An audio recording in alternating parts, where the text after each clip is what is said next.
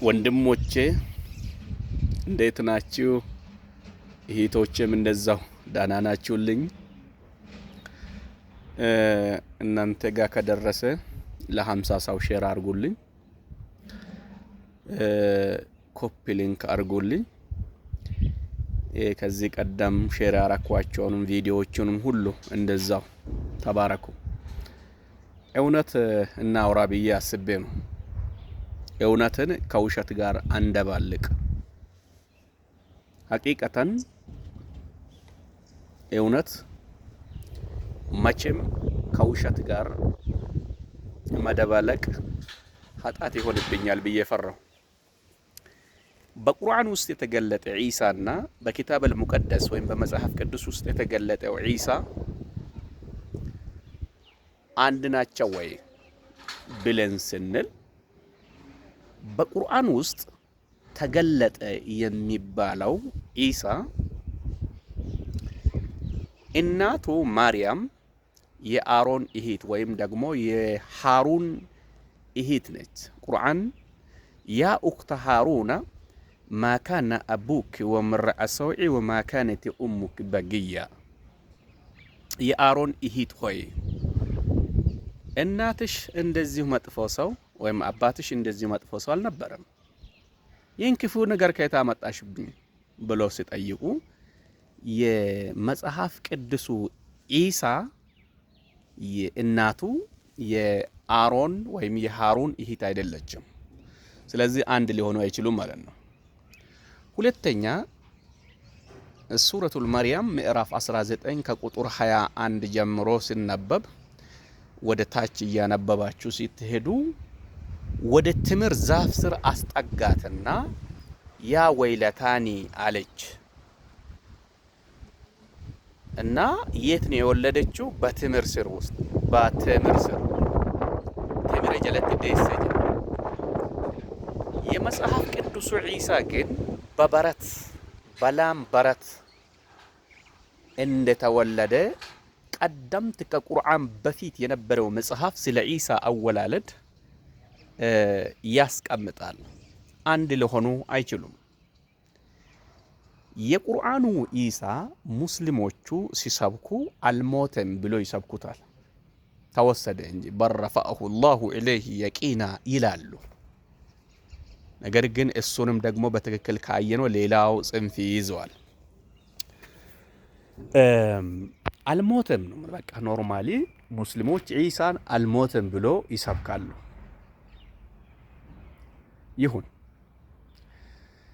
የመጽሐፍ ቅዱስ ወይም ደግሞ የኪታብ አልሙቀደስ ዒሳ ደግሞ ሞቶ በሶስተኛው ቀን ከሙታን መካከል ተነሳ ይላል። አይገናኙም፣ ታሪካቸውም አይገናኙም። ስለዚህ የቁርአኑ ዒሳ ከየት ነው የመጣው? ማን ነው እሱ? እንደውም በሌላ በሐዲስ እንደውም የቁርአኑ ዒሳ በየውመል ቂያማ ሲመጣ ሁለት ነገር ያደርጋል ነው። አንደኛ አሳማን ይገለዋል፣ ሁለተኛ ደግሞ መስቀል ይሰባብሯል። ይሄ መስቀል ሰባሪው ዒሳ የትኛው ዒሳ ይሆን? የመጽሐፍ ቅዱሱ ዒሳ ግን ሊያሳርፈን እሱ ሲመጣ ከኒሳ ወይም ደግሞ ቤተ ክርስቲያን ትነጠቃለች። ከኒሳ በአረበኛው ነው። ቤተል መሲህ ትነጠቃለች እና ከዛ ሰባቱ የቤተ ክርስቲያን መከራ ካለፈ በኋላ መሲሁን ይዛ ትመጣለች። የሺህ ዓመቱ በዚህ ምድር ላይ ይኖራል።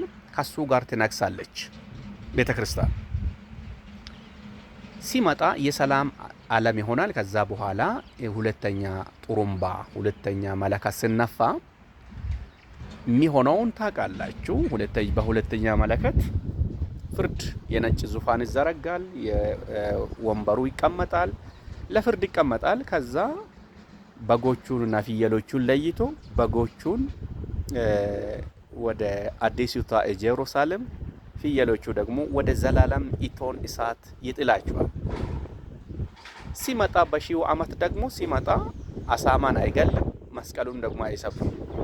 ምክንያቱም እሱ የሞተበት እሱ የተሰዋበት መስቀል ለኛ ድህነታችን የዳንበት ስለሆነ ነው።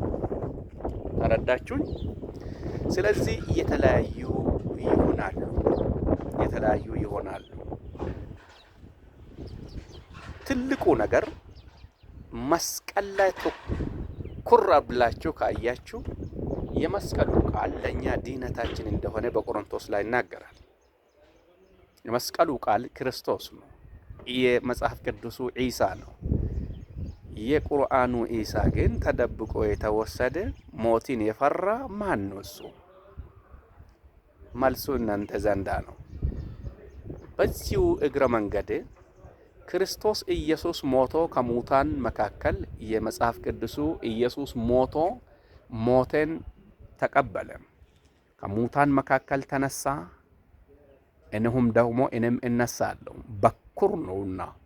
ከዛስ ይመጣል፣ እኔን ይቀበለኛል፣ እረፍት ይሰጠኛል፣ እመጣለሁ፣ አነ አርጅኡ ኢለይኩም ዒዳ፣ ዳግም ወደ እናንተ እመጣለሁ ብሎ ተስፋ የሰጠ ኢየሱስ ነው። አንድ ጥያቄ ልጠይቅህ። ገበያ የሄደችውን እናትህ ነው የምትጠብቀው ወይስ ደግሞ የሞተችህን እናትህ ነው የምትጠብቀው? የትኛው? ገበያ የሄደችው የሞተችው። ለይታችሁ ሀና ለይን መልስ ስጡኝ። ሙስሊሞች ሆይ ኢየሱስ በሰማይ ሞቶ ከሙታን መካከል ተነስተው እንደውም በቁርአናችሁ ወሰላሙን አለየ የውመ ዑሊድቱ ወየውመ አሙቱ ወየውመ ኡብዐሱ ሐያ ሱራ 1933 ሰላምን በእኔ ላይ ነው በተወለድሁ ቀን በሚሞትበትም ቀን ሕያው ሆኜ በሚቀሰቀስበትም ሞቷል ነው ተወልዷል፣ ሞቷል፣ ከሙታን መካከል ሕያው ሆኖ ተነስቷል። ኢየሱስ ከሙታን መካከል የተነሳው ኢየሱስ ተመልሶ ይመጣል። በኢየሱስ እመኑ። ስለ ኃጢአታቸው ንስሐ ገቡ፣ ተውበት ገቡ ወደ ኢየሱስ። ኃጢአት የሚሰረዘው በክርስቶስ ኢየሱስ ስም ብቻና ብቻ ነው እንጂ 7 ጊዜ ብትታጠብ 77 ጊዜም ብትታጠብ 7 ሚሊዮን ጊዜም ብትታጠብ ኃጢአት አይሰረዝም። የልጁ የኢየሱስ ክርስቶስ ደም ከኃጢአት ሁሉ ያነጻል። እመኑ፣ አምልጡ፣ በሕይወታችሁ አትጫወቱ። ክርስቶስ ይመጣል። ሲመጣው ግን ሂሳቢ ይወራረድልሃል። የምትጠብቁት ሱራ 43:61 ወኢነሁ ለዕልሙ ሊሳዓ ፈላ ተምተሩነ ቢሃ ለየውመል ቂያማ ምልክቱ ዒሳ ነው ብላችሁ የምትጠበቀው የቁርአኑ ዒሳ ሳይሆን የመጽሐፍ ቅዱሱ ዒሳ ስለሆነ ቶሎ ታዳኑዋ ወደ ኢየሱስ አምልጦ። ሼር፣ ኮፒ ሊንክ፣ ጸልዩልኝ፣ ተጎኔ ቆሙ። ሻሎም